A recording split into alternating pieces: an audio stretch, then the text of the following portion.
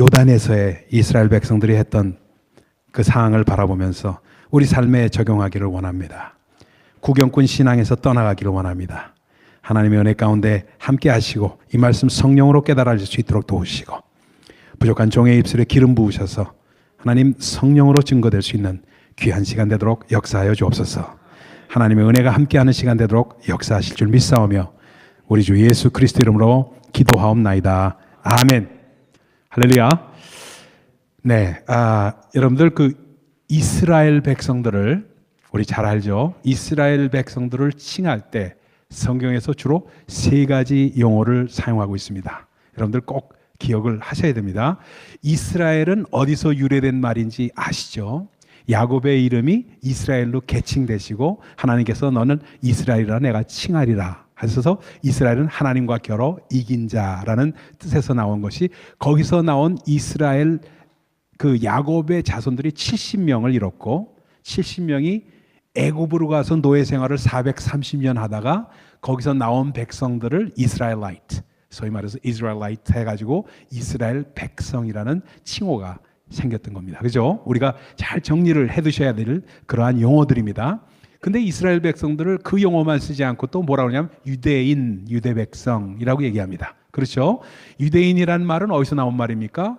그 유대인이라는 것은 12지파, 이스라엘, 야곱의 아들이 12명이었잖아요. 12명이 12지파가 되죠. 나중에 12지파가 되는데 거기서 유다지파가 나오게 됩니다. 유다라는 아들이 있어서 유다지파가 나오는데 이스라엘 나라가 첫 번째 왕이 누구였죠?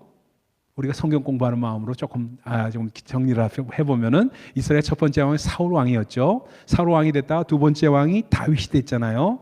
다윗 왕, 그 다음에 세 번째 왕이 누구였죠? 솔로몬 왕이었잖아요. 그래서 솔로몬 왕으로 이제 이스라엘이 계속 가장 번성한 나라가 됩니다. 가장 번성한 나라가 됐는데 이 솔로몬 왕이 죽고 나서 그 다음에 문제가 됩니다. 그 다음에 문제가 돼서 르호보암이라는 왕이 나타나는데 그 왕이 너무 어떻게 보면은 좀 망나니야.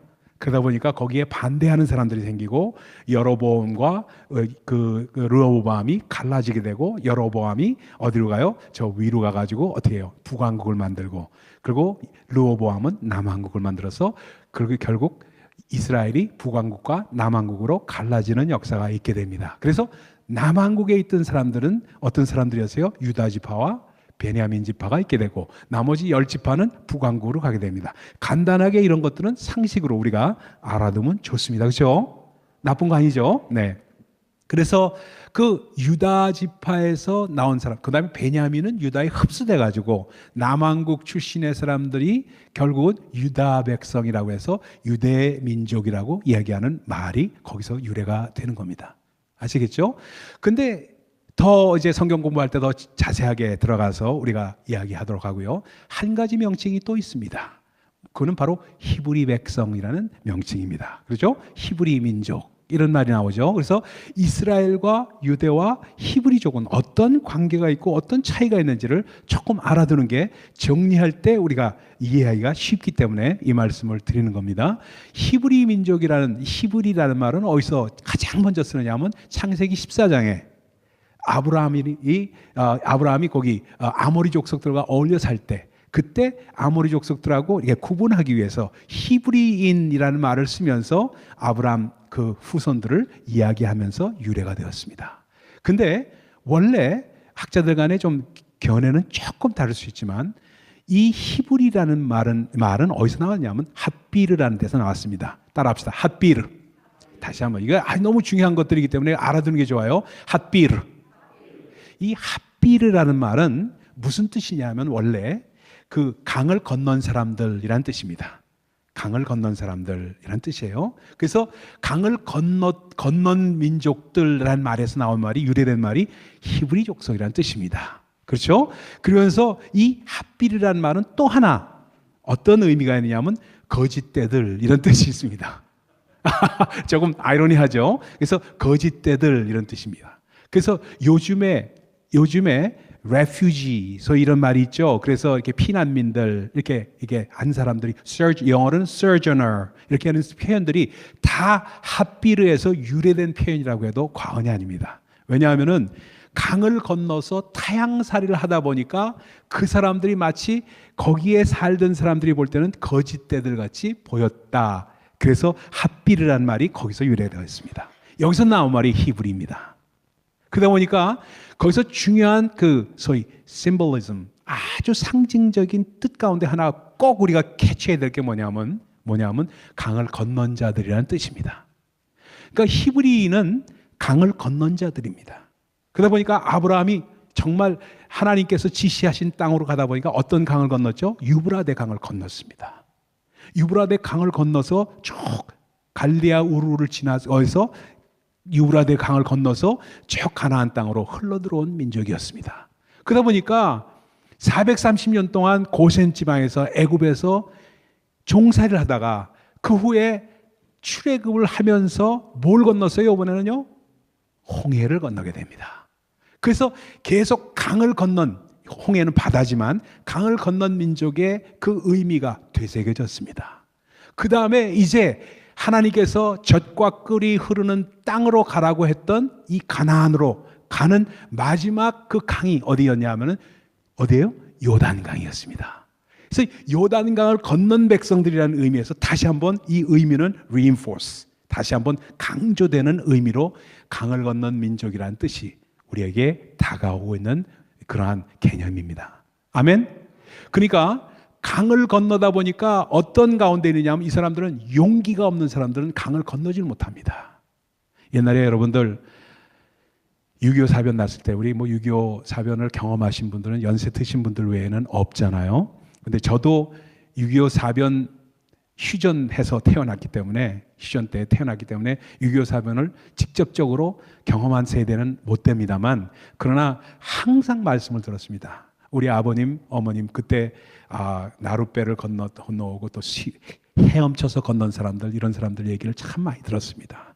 그러다 보니까 강을 건넌다는 사실은 보통 일이 아니거든요. 그 당시에 그 한강이 얼마나 깊고 넓었습니까? 지금도 깊고 넓어졌죠. 그러나 강을 건넌다는 게 쉬운 일이 아니니까 그 당시에 저 형님들은 그 경험을 했던 사람들이기 때문에 꼭 자라면서 뚝섬 가서 뚝섬을 헤엄쳐서 건너는 내기를 하고 그랬던 걸 지금도 기억을 합니다. 그러니까 그것을 할 수 있는 사람들은 용기 있는 사람들만이 할 수 있었다는 사실을 꼭 저는 알고 있습니다. 그러니까 이스라엘 백성들 가운데 강을 건넜다는 것은 용기 없이는 이루어질 수 없었다는 사실을 다시 한번 우리에게 알려주고 있습니다. 그러니까 누가 강을 건넜고 누가 강을 건너지 못했느냐 하면요, 그렇죠? 강을 건너지 못하신 분들이 있습니다. 누가 그랬죠? 이민 1세대들은 강을 못 건넜어요.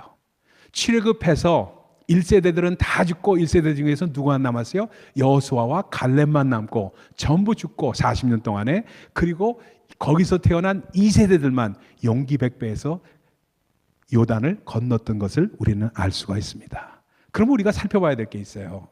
살펴봐야 될 게 있어요. 뭐냐면 누가 강을 건너지 못했는가? 그리고 이 요단은 어떤 의미가 있는가? 이런 의미를 좀 살펴봐야 되겠습니다. 요단은 말입니다, 우리가 그 찬양 많이 하죠. 그 찬송, 그 어디에요? 그 장례식이나 이런 데 가면 요단강 건너가 만나리, 그 찬송 많이 하잖아요. 그래서 장례식 때 항상 하는 찬송으로 요단강은 우리가 죽어서 건너는 강이다 하고 생각하는 수가 많이 있습니다. 그러나 이스라엘 백성들에게 있어 요단강은 죽어서 건너는 강, 그 강 건너지 마시오 하는 그 강, 그 강이 의미가 아니라는, 자꾸 이 강 저 강 하다 보니까 제 이름이 자꾸 나와서 그렇죠? 제가 성경을 읽으면서 여호수아서를 읽거나 이러면 꼭 제가 아주 기분이 좋아요. 이 강이 얼마나 많이 나오는지 몰라요. 그래서 요단강을 건너는데 그 요단강의 개념에 있어서 성경에서 아주 중요한 것이 죽어서 건너는 강이 아니라 구경꾼 신앙을 말합니다. 다시 합시다. 구경꾼 신앙. 구경꾼 신앙이라는 건 뭘 의미할까? 말로만 하고 말입니다. 행동으로, 행동을 따르지 않는 그러한 신앙을 구경꾼 신앙이라고 얘기합니다. 그러니까 예배를 하면서도 항상 구경하는 예배를 드리게 되면은 그건 구경꾼 신앙입니다. 그러니까 spectator, 영어로 표현하면 spectator라고 그러죠. 관객석에서 있어서 이렇게 있는 사람들을 스펙테이터라고 얘기하죠. 구경꾼은 스펙테이터에 지나지 않아요. 근데 하나님께서는 예배드려도 스펙테이터로 남아있는 사람들에게는 은혜가 임하지 않아요. 어떤 사람이 되냐? participator. 그렇죠? 참여하는 사람이 돼야지. 그것을 요단을 건너지 않으면 참여자가 되지 않는다는 사실을 꼭 기억하시기 바랍니다. 아멘. 그렇기 때문에 요단은 그런 의미가 있다는 겁니다. 옛날에 구한말 시대에 이런 일이 있었어요. 미국에서 그리고 유럽에서 한국에 누가 왔냐 하면 선교사들이 왔습니다. 선교사들이 와서 이런 사람들한테 복음 전하고 저런 사람들한테 복음 전하고 배제 학당도 세우고 이어 학당도 세우고 이럴 때입니다. 이런 시작해서 학당들 세워서는 맨 처음에 무슨 서당같이 뭐 시시하게 시작했지 지금처럼 멋있는 학교 그런 학교는 상상도 못했죠. 그 당시에는 그렇게 시작을 했을 당시입니다. 그러니까 선교사들이 와가지고 이제 그런 사람들만 하다가 서울에 있다 보니까 양반댁들하고 사귐이 있게 됐습니다. 왜냐하면 그 신문학을 하시는 그 신학문을 하려고 하는 사람들이 부잣집 사람들도 있었기 때문에 그런 사람들하고 이렇게 어울리게 됐다고 합니다. 그렇게 어울리게 되는데 이 선교사님들이 뭘 했냐면 테니스를 그 당시에 했답니다. 엑서사이즈를 해야 되니까 운동하느라고 테니스를 했대요. 테니스를 하면서 정구를 치다 보니까 그 앞에서 그냥 땀 흘리면서 막 치다 보니까 그냥 숨을 가쁘게 땀 흘리면서 치고 나서 아니 양반님, 대감님 한번 정구 한번 치시겠습니까? 하고 이제 얘기를 했답니다. would you play a tennis with us? 뭐 이런 식으로 이제 영어로는 표현을 못하고 정구 한번 치십시다. 뭐 이런 식으로 얘기를 했겠죠. 그러니까 이 대감님이 한참 보더니 그거 왜 힘들게 땀 흘리면서 그렇게 하고 있냐고. 그 아래 것들 시키면 되지 왜 그걸 갖다가 이렇게 했다는 에피소드가 있습니다. 이게 뭐예요? 구경꾼 신앙입니다. 항상 교회에서도 마찬가지입니다. 어떤 일이 올바르게 이루어지는 것이 정말 좋은 일이라는 걸 다 어그리합니다. 어그리하고 맞습니다 하고 얘기를 하지만 실제적으로 그 일을 하려고 하면은 그 일을 하는 사람은 아주 소수입니다. 우리 정말 새벽 기도도 합시다. 뭐도 합시다. 성경 공부도 합시다. 뭐도 합시다. 하면은 이거 좋은 일이다. 교회 그렇게 해야지. 열심히 해야지. 하는데 실제적으로 참여하는 사람 보면 그 모든 사람이 참여하지 않고 소수만이 참여하는 수가 많이 있단 말이에요. 왜 그런지 구경꾼 신앙이기 때문에 그렇습니다. 이 구경꾼 신앙에서 떠나지 않으면은 벗어나지 않으면 절대로 신앙의 발전은 있을 수가 없고 하나님이 예비하신 복을 누리는 자가 못 된다는 겁니다. 지난 토요일 날 제가 새벽 기도 때 잠깐 말씀드렸지만 뭐냐면 하나님께서 우리를 사랑하시는 것 이건 이미 정해진 일입니다. No matter what, no matter who we are 우리가 어떤 사람이든지 몰라도 하나님께서는 우리를 사랑하십니다. 이건 틀림없습니다. 그런데 하나님의 사랑을 힘입는 자는 다릅니다. 간절히 찾는 자 주님 앞에 하나님의 사랑을 입고자 애쓰는 자가 하나님의 사랑을 힘입는 겁니다. 그렇기 때문에 정말 사랑이 확정되어 있지만 그 힘입는 거와 하나님이 우리를 사랑하는 거는 다르다는 겁니다. Different dimension, 차원이 다른 이야기를 하고 있다는 겁니다. 아멘. 그렇기 때문에 우리가 정말로 중요한 것이 뭐냐? 구경꾼 신앙에서 벗어나서 한 발 더 내딛고 요단을 건너는 것이 필요하다. 아멘. 여러분 여기서 건널 때 가장 중요한 것 중에 하나가 있어요. 여러분 혹시 그 기억하시는지 모르지만 옛날에 벌써 한 20-30년 전 얘기죠. 30년도 넘었을 거다. 한국의 조련 선수라고 여러분 기억하세요? 조련 선수라고 수영 물개 뭐 아시아의 물개다 해가지고 수영하던 사람이 있잖아요. 그 사람이 아시안 올림픽에서 금메달도 따고 뭐도 하고 하면서 한국에서 뭐를 했어요? 이 사람이 근데 나는 이젠 나이가 좀 먹어가지고 현해탄을 헤엄쳐서 건너겠다. 대마도까지 가겠다 하고 해가지고 센세이션을 일으켰죠. 여러분 기억하시는 분들 좀 있으세요. 머리 끄덕 계시는 분들 있으신데 그와 똑같은 것이 그분이 자기가 갑자기 생각해서 현해탄을 건너겠다고 했던 게 아니에요. 플로렌스 채드윅이라고 영국의 스위머가 있었습니다. 여자예요, 여자. 이분이 영국 해협을 헤엄으로 건넜던 것이 한 70-80년 전에 일어났던 일입니다. 근데 이분이 미국에 와가지고 도전을 했어요. LA에서부터 카탈리나 섬이라고 이때입니다. 전 안 가봤으면 모르지만 카탈리나 섬까지 자기가 헤엄쳐서 건너겠다고 신문에다가 막 내고 뭐 그냥 방송 기자들도 오고 막 그랬답니다. 그 당시 TV가 없을 때니까. 근데 이분이 이제 D-Day를 정해가지고 헤엄을 쳤는데 중간에 가다 실패를 한 거예요. 실패를 한 거예요. 실패를 했는데 그날 안개가 많이 꼈답니다. 그걸 실패를 해가지고 그 어디서 실패를 했는가를 봤더니 500m 카탈리나 섬, LA에서 출발했으니까 카탈리나 섬 500m를 앞두고 실패를 한 거예요. 그래서 옆에서 구조선이 가잖아요. 보트가 가서 거기 도저히 안 되겠다고 이러니까 기권하니까 건져낸 거예요. 그래서 실패한 이유가 뭔가 하고 기자들이 인터뷰를 했답니다. 뭐 때문에 너무나 힘이 딸려서 그랬습니까? 아닙니다. 그거 아닙니다. 그리고 얘기를 하더래요. 자매님이. 그래서 그럼 어떻게 된 겁니까? 도대체 왜 500m만 가면은 다 가는데 그걸 실패했습니까? 기권했습니까? 하고 물으니까 안개가 너무 짙어서 목표물이 안 보여서 실패했다고 이야기를 하더랍니다. 피로감도 아니고 그 어떤 것도 아니고 발에 쥐가 난 것도 아닌데 목표물이 안 보이니까 그러니까 어떻게 됐냐 하면은 바로 자기가 기권을 할 수밖에 없는 절망감이 자기를 정말 사로잡아서 실패를 했다고 이야기를 하더라는 겁니다. 여러분, 우리는 하나님께서 우리 인도하실 때 목표물을 보이십니다. 이스라엘 백성들이 그렇게 했어요. 그래서 우리는 이 구경꾼 신앙에서 반드시 벗어나서 한 발 내딛는 신앙으로 나아가는 것이 2018년도에 저에게 주신 여호수아서를 강해하라고 주신 그 말씀 가운데 이 말씀을 여러분에게 드리기를 원합니다. 그러면 이스라엘 백성들이 어떻게 구경꾼 신앙에서 벗어나서 요단을 넘었는가? 네 가지를 오늘 본문 말씀 가운데서 살펴볼 수가 있습니다. 첫 번째는 말입니다. 이 사람들이 아주 중요하게 한 것들이 뭐냐 하면은 최선을 다해서 도강 준비를 했다는 겁니다. 따라합시다. 최선을 다하자. 어떻게 최선을 다했냐면 1절 말씀 한번 우리가 띄워줄 수 있어요? 1절 말씀. 자, 보세요. 한번 제가 읽어보겠습니다. 같이 한번 읽어보죠. 같이 시작. 또 여호수아가 아침에 일찍이 일어나서 그의 모든 이스라엘 자손들과 더불어 시딤에서 떠나 요단에 이르러 건너가기 전에 거기서 유숙하니라. 여러분 절 보세요. 이게 아주 기가 막힌 말입니다. 아침에 일찍 일어나, 이 말이요. 이 말이 여호수아의 구석구석에 나타납니다. 아침에 일찍 일어나. 제가 얼마 전에 설교할 때 히브리 말을 가르친 말들이 몇 가지 있죠. 히브리 말에서 우리가 신앙적으로 배워야 될 말이 첫 번째 뭐라고 그랬죠? 쉐마. 기억 못하세요? 쉐마. 들으라.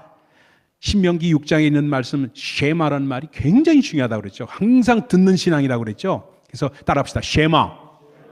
쉐마라는 말은 절대 잊어버려서는 안 되는 히브리 말 중에 하나입니다. 쉐마. 우리는 듣는 신앙입니다. 하나님의 말씀을 들어야만 합니다.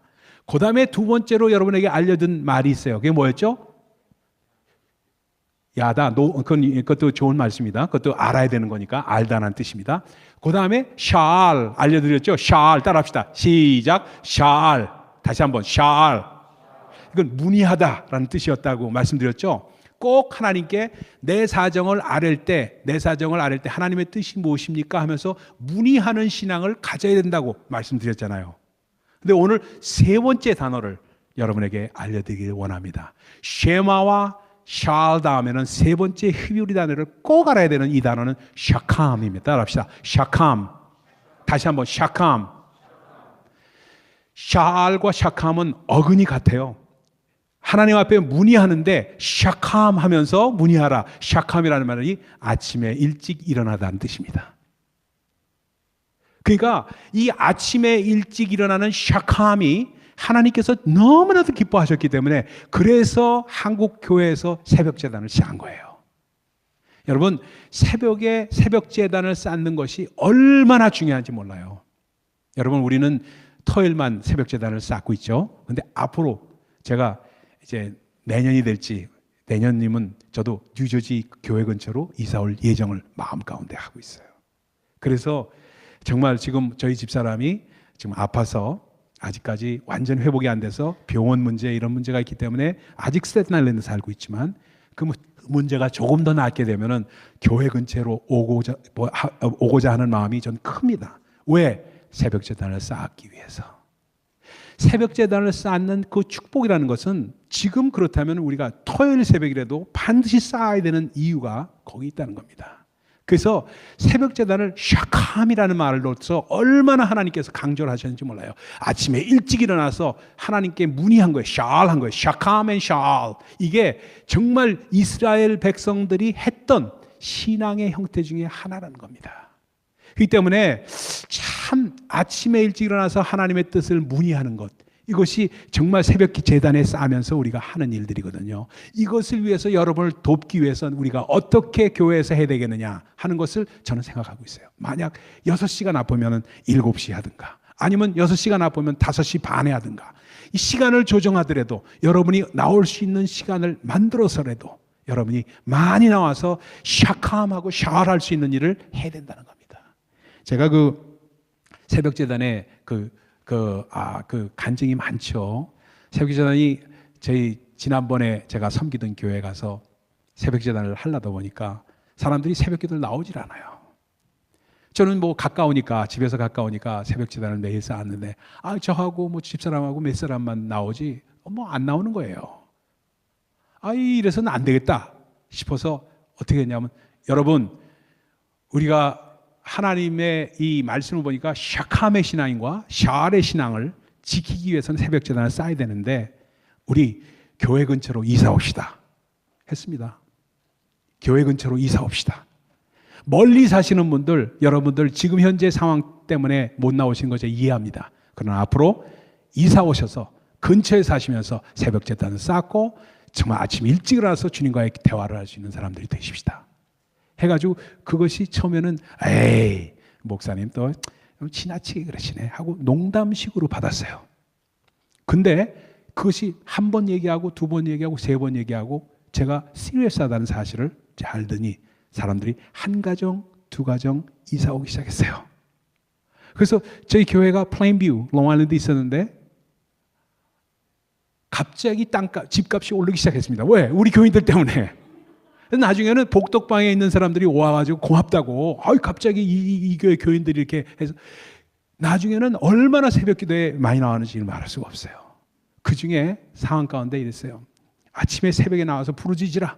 그러니까 크고 비밀한 것을 하나님께서 보이시리라 하는 말씀을 하면서 어떻게 얘기했냐면 이런 얘기까지 했어요. 여러분 가운데 직장이 없고 힘드신 분들 다 나와서 자꾸 다른 것 때문에 애를 쓰고 신문만 볼 생각하지 말고, 구인 광고만 볼 생각하지 말고, 구직 광고만 볼 생각하지 말고 하나님 앞에 나와서 부르짖어야 되지 하는 얘기를 했습니다. 그랬더니 그 중에 한 분 연세대학을 나오신 분인데, 이분이 아주 똑똑하신 분이에요. 교육학을 하신 분인데, 이분이 참 젊은 분인데 직장이 없었어요. 기자도 하고 뭣도 하고 참 이랬는데 직장이 한동안 없으셨던 분이에요. 목사님 참 내가 힘듭니다. 그러니까 이거 얼마나 답답해요. 젊은 사람이 직장이 없으니까. 그러니까 새벽에 나와서 부르짖으라고 그랬어요. 부르짖었습니다. 부르짖고 열심히 하고 순종하는 것이 가장 중요한 겁니다. 첫 번째는 순종하면서 부르짖기 시작했습니다. 부르짖기 시작하다가 나온 것이 무엇이냐 하면, 여러분 네일 살롱이나 또는 이런 게 보면 바닥에 이렇게 저기 뭐죠? 그걸 뭐라 그러죠? 우드 플로어 이렇게 하는 거 있잖아요. 그 아티피셜하게 이렇게 하는 거, 그걸 뭐라 그러는지 이름 갑자기 까먹었어요. 그거를 그 당시에는 나오지, 나무 플로어가 아니라 그 왜 장판지를 이렇게 비슷하게 만들어 가지고 하는 거 있잖아요. 그거가 한국에서 처음 나왔을 때입니다. 그걸 하시는 분이 이분과 굉장히 깊이 관계가 있는 분이었는데, 그분한테 연락이 와서 그거 한번 미국에 팔아보지 않겠느냐고 연락이 왔어요. 목사님 이거 어떻게 하면 되겠습니까? 이거 할까요 말까요? 이런 것까지 물었어요. 그래서 기도하면서 해보자고 하라고 그랬습니다. 하라고 그래가지고 그거를 지금 아마 그거가 미국에서 없는 데가 없을걸요. 그 사업이 이루어지면서 하나하나 나가면서 아주 지금 굉장히 부자가 됐죠. 우리 교회에서 가장 11조를 많이 하시는 분이 됐어요, 그분이. 그러면서 어떻게 됐냐면 나중에는 어떻게 되냐면 그걸 하면서 나중에 뭘 하냐 하면은 이거를 좀 큰 사업으로 이루기 위해서는 어떻게 하면 되겠습니까? 하면서 얘기해요. 저한테. 기도하자고 그랬죠. 기도하면서 샤캄 하면서 샬 하자고 이걸 강조했습니다. 그래서 얘기했더니 계속 기도하면서 했더니 네가 옛날에 종합상사에서 근무할 때 네가 어떻게 했냐? 현지인들하고 접촉할 때는 네가 직접 접촉이 안 될 때는 세일즈맨을 두지 않았느냐 하는 걸 알려주셨어요. 그래서 그 얘기를 나눴죠. 나누면서 세일즈맨들을 좀 고용해서 해야 되지 않겠느냐. 그러면서 가장 좋은 세일즈맨, 미국에서 가장 좋은 바닥재를 세일즈 하시는 분들 연봉이 30만 불이에요.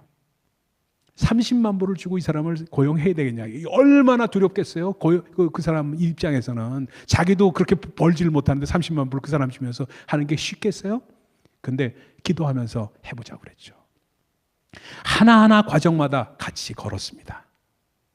지금 아마 미국에서 가장 큰 바닥재 회사가 됐을 거예요. 지금 오랫동안 또 연락을 못하고 있었기 때문에 지금 어떻게 하고 있는지는 모르지만 잘 하고 있으리라 저는 믿어요. 왜 그런 역사가 있었느냐? 샤캄 하면서 샬 했기 때문에 그렇습니다. 우리는 참 하나님께서 주신 이 정말 구경꾼 신앙에서 벗어나서 이 스펙테이터에서 벗어나서 이 파티시페이터가 된다는 이 사실, 이건 요단을 건널 때 일어난다는 사실을 꼭 기억하셔야 됩니다. 근데 그 제일 먼저 하는 단어가 샤캄이라는 단어예요. 새벽 기도를 함으로 말미암아, 새벽 제단을 쌓음으로 말미암아, 하나님 앞에 샬 문의함으로 말미암아 그것이 하나님과의 교제 가운데 오는 아이디어가 생기고 그것이 생활 전반에 걸쳐서 나타난다는 사실을 꼭 기억하시기 바랍니다. 두 번째 어떻게 했냐면요, 이분이 참 주님만을 바라봤습니다. 주님만을. 오늘 조금 말씀이 길어지더라도 너무 중요한 말씀을 오늘 정말 나누기 때문에 꼭 기억하시기 바랍니다. 오늘 말씀 가운데 이렇게 나와요. 주님만을 바라보는데 레위 사람들이 여호와의 궤를 메거든 그 뒤를 따라가라 하고 말씀합니다. 근데 그 사이 간격을 2000규빗을 도라 하고 말씀합니다. 2000규빗을 사이에 두고 여호와의 궤를 쫓아가는 겁니다. 2000규빗이면 한 600m입니다. 여기 이게 30cm잖아요. 이 원규빗이 손끝서부터 팔뒤꿈치까지가 원규빗입니다. 이게 2000이니까 한 600m 정도 되는 거예요. 700m, 33cm 정도 되니까 사람마다 좀 차이가 있죠. 그러니까 650m 정도의 간격을 두면서 쫓아가는 겁니다. 그 저 앞에 있는데 잘 보이는 거예요. 그걸 보고 따라갔다는 겁니다. 뭘 상징하느냐? 주님만 바라보는 겁니다. 주님만. 여러분, 주님만 바라본다는 사실이 너무 제 마음 가운데 다가왔던 게 뭔지 아세요? 상도라는 최인호 씨가 쓰신 소설을 읽고 그리고 드라마를 보면서 저한테 다가왔어요.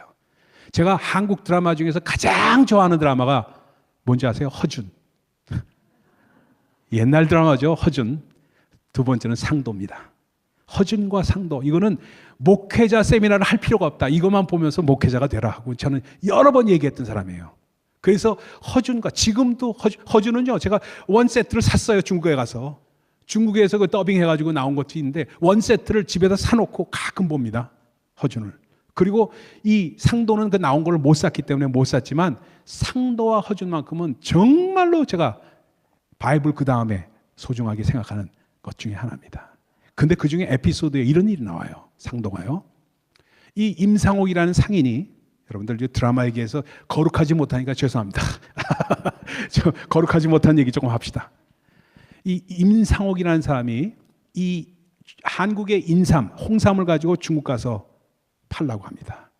팔라고 하는데 거기서 안 팔리는 거 이 사람들이 담합을 해서 이 가격을 낮추게 해서 싸게 우리가 살자 해가지고 한국의 인삼 씨를 들여다가 기후와 풍토가 비슷한 곳에서 막 재배를 합니다. 그리고 근당 30불에서 50불 정도로 싸구려로 만들어서 파는 거예요.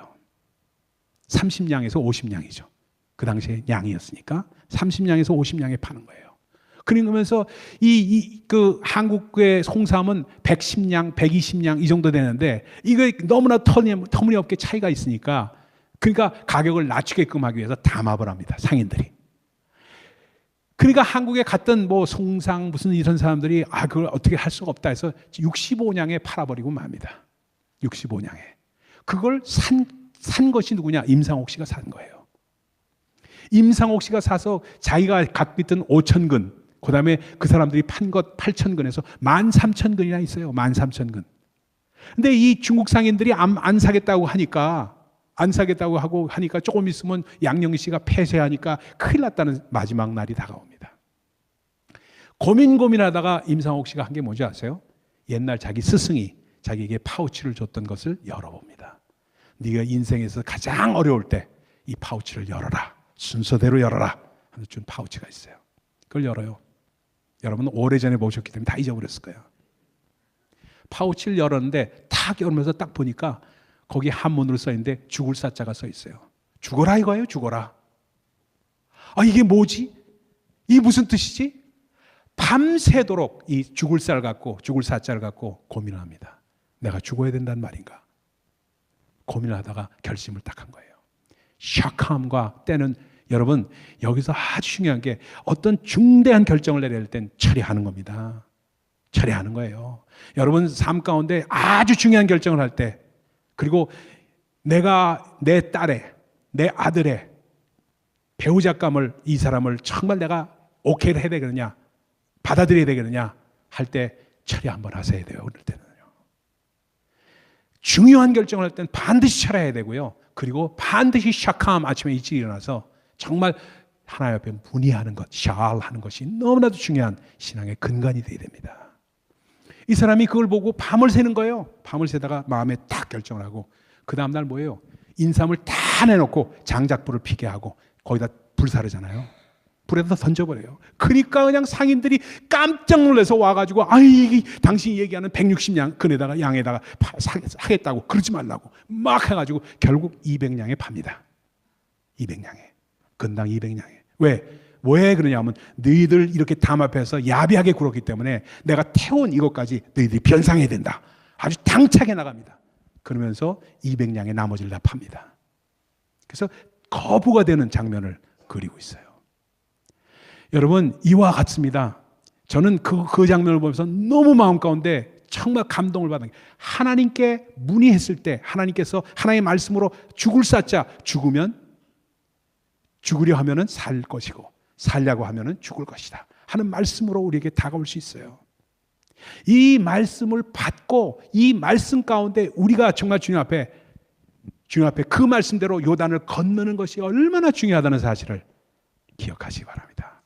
그래서 이스라엘 백성들이 꼭 여호와의 궤를 레위 지파들이 맨 어깨에다 메고 지나가는 것, 그리고 요단에 딱 섰을 때 요단 강이 딱 끊어지고 그리고 dry land, 소위 마른 땅으로 건너게 됐다는 사실을 꼭 기억하십시다.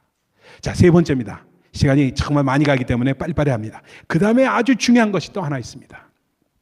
우리 한번 5절 한번 보여주세요. 5절 한번. 우리 말씀 가운데 5절로 넘어가서 5절 보십시다. 자, 이거 같이 한번 읽어봅니다. 자, 시작. 여호수아가 또 백성에게 이르되 너희는 자신을 성결하게 하라. 여호와께서 내일 너희 가운데 기이한 일을 행하시리라. 아멘. 그 다음에 여호수아가 하나님으로부터 받아서 이스라엘 백성들에게 말씀했던, 히브리 백성들에게 말씀한 것이 뭐냐면 너희는 자신을 성결하게 하라. 이 명령입니다. 저 이 명령 가지고요 얼마나 고민했는지 아십니까? 이거 깨달으려고.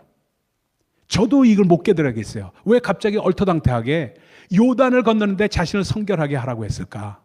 이 의미가 뭘까? 성령님께 얼마나 물어봤는지 아십니까? 하나님, 이 뜻이 뭡니까? 왜 자신을 너무 얼토당토한 명령을 내리는 것 같아가지고 갑자기 요단을 건너는데 자신을 성결케 하라는 이 명령은 왜 어떤 연관이 있습니까? 고민을 하면서 물어봤습니다. 이런 게, 그러니까 아까도 말씀드렸지만 임상옥 씨가 사자를 딱 보고 이게 어떤 의미인가 밤을 새면서 기도했듯이 우리도 그런 때가 있어야 된다는 겁니다. 근데 하나님 성경 말씀은 우리에게 어떤 때는요 얼토당토하게 다가와가지고 이건 우리 삶과는 조금 괴리가 있지 않은가 하는 느낌을 받는 명령이 올 때가 있습니다. 올 때가 있어요. 근데 성령께 문의하기 위해서 받은 말씀이 뭔지 아십니까? 자신을 성결케 하라가 무슨 뜻인지 아세요? 내 내면을 강건하게 하라예요. 내가 내 자신 스스로 성결하게 되면은 내 내면이 강해집니다. 근데 어떤 일을 당해서 우리가 넘어야 될 산을 넘을 때는 반드시 우리가 내면이 건강해지지 않으면 그 일이 안 일어난다는 사실이에요. 그래서 내면을 건강하게 하라 하는 그 말씀이 내 자신을 성결케 하라는 그러한 명령으로 나타났다는 겁니다. 그게 뭐냐면 sanctify yourself. 넌 성결케 하라. 이것은 make your mind and heart strong 이 말하고 똑같은 말이에요. 그렇기 때문에 무릇 지킬 만한 것보다 더욱 내 마음을 지키라. 왜냐하면 이에서 내 생명이 남이라 하는 잠언 4장 23절의 말씀이 이 말씀과 똑같은 말씀이에요. 이게 어떻게 적용되는가 하고 목회에서 제가 참 느꼈습니다. 목회를 오래 하다 보니까 많은 사람들의 상담을 받습니다. 그중에 상담할 때 가장 어려운 상담이 뭔지 아십니까? 이혼하려고 오시는 분들의 상담 받을 때 정말 어렵습니다. 남편이 바람을 피든가 아니면 뭐 어떻게 됐든가 해가지고 또는 사업상에 문제가 있어가지고 이혼을 하려고 하는 그런 가정들이 몇 가정이 됐었어요. 그래서 이혼을 하러 오시는 거, 저는 이혼을 반대합니다. 이혼을 반대해요. 정말 부득이한 경우 아니면 이혼을 하는 거는 좋지 않다고 봅니다. 그러나 이혼하신 분들은 gracefully accept them. 새로운 시작을 하실 수 있는 겁니다. 그러니까 이거는 어쩔 수 없는 상황에서 이혼하신 분들은 제가 얼마든지 용납을 하면서 다시 시작할 수 있는 것을 말씀합니다. 그러나 이혼에 가기 전에 돌이킬 수 있으면 돌이킬 수 있는 방법을 모색하면서 말씀을 드립니다. 그때 하는 말씀이 뭔지 아세요? 자매님, 형제님, 이혼하시기 전에 새벽 기도하면서 당신의 내면을 건강하게 하십시오. 내면이 건강해져서 이혼한 상대방을 정말 저 사랑하면서 이빨을 악물면서 그냥 정말 용서할 수 없는 마음으로 헤어지려면 헤어지지 마십시오. It's not the right timing yet. 그런 마음이 생긴다면은 절대로 그건 이혼할 타이밍이 아닙니다. 당신의 마음이, 당신의 내면이 건강해져서 얼마든지 저 사람을 축복할 수 있다 하는 마음으로 이루어졌을 때 그때 와서 이혼하겠다면 제가 이혼을 하라고 말씀드리겠습니다. 가장 먼저 중요한 것은 내면을 스트롱하게 만드시는 일입니다. 그게 바로 너희는 자신을 성결케 하라는 말씀입니다 하고 말씀드렸습니다. 그래서 이분이 나와서 이 자매님이 얼마나 새벽 제단을 열심히 싸는지 몰라요. 좀 먼 데서 하셨어요. 근데도 그렇게 새벽에 오셔가지고 새벽 제단을 쌌습니다. 사업도 실패했고 뭐도 실패했고 되는 게 없었어요. 그러나 새벽 제단을 열심히 쌌습니다. 그래서 결국 아틀란타로 이사를 갔어요.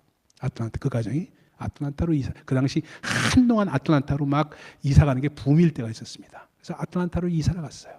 이사를 가면서 정말 거기서 새롭게 시작하면서 내면이 건강해지면서 새롭게 시작하면서 부부관계가 좋아지고 이분은 나중에 그렇게 하더니 여자 목사님이 되셨어요. 여자 목사님이. 참 하나님의 뜻이 어디 있는지 알 수가 없어요. 그러나 정말 중요한 사실은 뭐냐? 우리의 내면을 건강하게 하고 우리의 내면을 관리하는 것. 그것은 우리가 해야 될 일이라는 겁니다. 그렇게 될 때 요단을 건널 수 있다는 사실입니다. 여러분 정말 구경꾼 시장에서 벗어나려면 우리의 내면을 건강하게 해서 자신을 성결케 하는 것이 굉장히 필요하다는 사실을 꼭 기억을 하십시다. 그래서 남북전쟁 당시에 아브라함 링컨의 이야기가 있죠. 아주 너무나도 귀한 얘기예요. 아브라함 링컨이 고민하고 참 북군이 남군한테 밀려가지고 막 수세에 몰렸을 때 보좌관이 아브라함 링컨한테 물었다는 얘기 아니에요. Abe,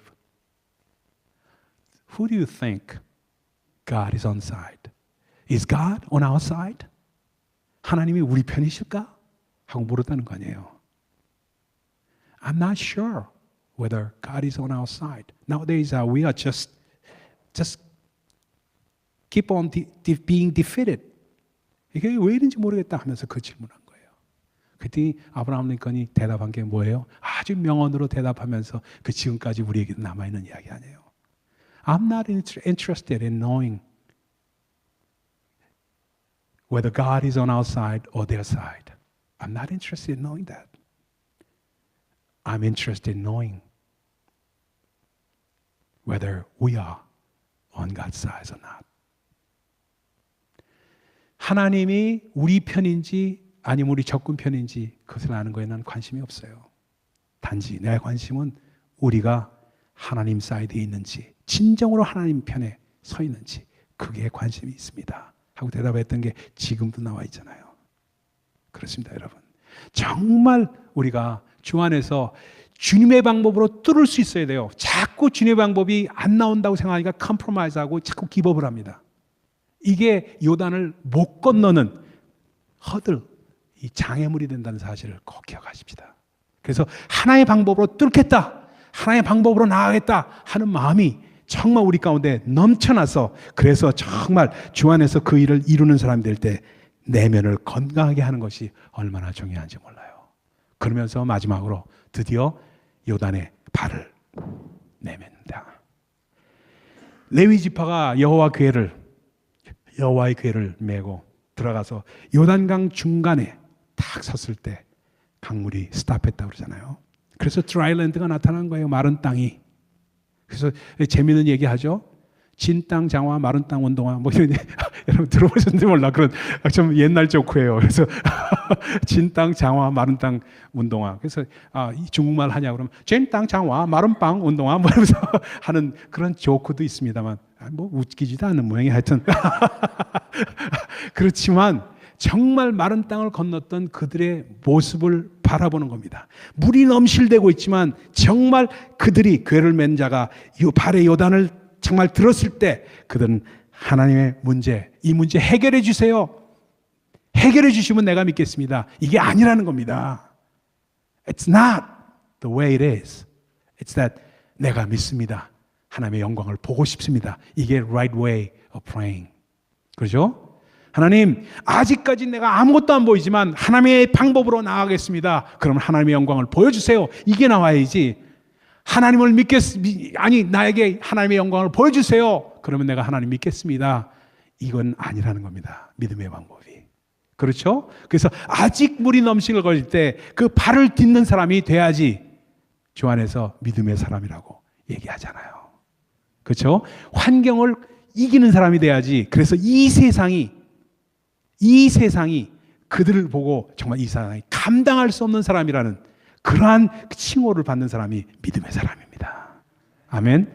그 노만 빈서 펄 목사님이 이제 굉장히 그 positive thinking 해가지고 굉장히 그 사역을 열심히 할 때입니다. 뭐 꼭 믿음의 방법은 아니죠. positive thinking이지만 그러나 그 목사님께 어떤 분이 찾아와서 고민을 상담을 했답니다. 마지막 이 말씀 드리고 오늘 정말 기도하도록 하겠습니다. 그분이 와서 뭐라고 그러냐면, 목사님, 왜 나는 삶이 이렇게 지질이 궁상인지 모르겠습니다. 지질이 궁상이라는 말이 좀 좋지 않은 표현이라서 미안합니다만, 왜 이렇게 잘못된 일들이 꼬리가 왜서 이렇게 일어나는지 모르겠어요. 참 몸이 아프면 또 이런 일이 생기고, 이런 일이 생기면 또 이런 일이 생기고, 왜 이런 일이 생깁니까? 그렇게 고민을 하더랍니다. 그래서 그 형제님한테 목사님이 뭐라고 얘기하면, 형제님, I know one place where there's no worries, no concerns.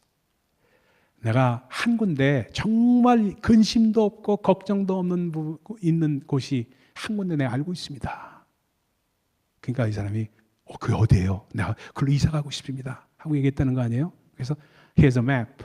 그래서 지도를 줬대요. 그래서 맵을 줘가지고 그걸 갖고 딱 그 당시에는 뭐 GPS 이런 게 없을 때니까 찾아갔더니 공동묘지라는 거 아니에요. 공동묘지 가면은 염려도 없고 걱정도 없습니다. In cemetery there's no worries, there's no concerns. 그렇죠? 우리가 이 세상에 살 때 왜 염려가 없겠습니까? 왜 걱정이 없겠습니까? 왜 힘든 일이 없겠습니까? 항상 있을 수밖에 없는 것이 세상사입니다. 그러나 우리 하나님께서는 그 요단을 건너라는 거예요. 하나님의 방법대로 그 일을 해결하고 주 안에서 새롭게 정말 나아가라는 겁니다. 그러기 위해서 내면을 건강하게 하고, 그리고 믿음의 그 발을 디디고 정말 주 안에서 그렇게 나아가는 사람이 될 때 주님 축복하십니다. 구경꾼 신앙에서 머물지 마십시오. 이제 정말 participator, 참여하는 사람이 돼서 요단을 건너시는 우리 모두 되시기를 예수 그리스도 이름으로 축원을 드립니다. 기도하십시다. 하나님 감사합니다. 하나님의 은혜가 우리 가운데 넘쳐남을 감사를 드립니다. 그렇습니다, 주님. 우리는 구경꾼 신앙에서 머물지 않겠습니다. 이제 스펙테이터가 아닌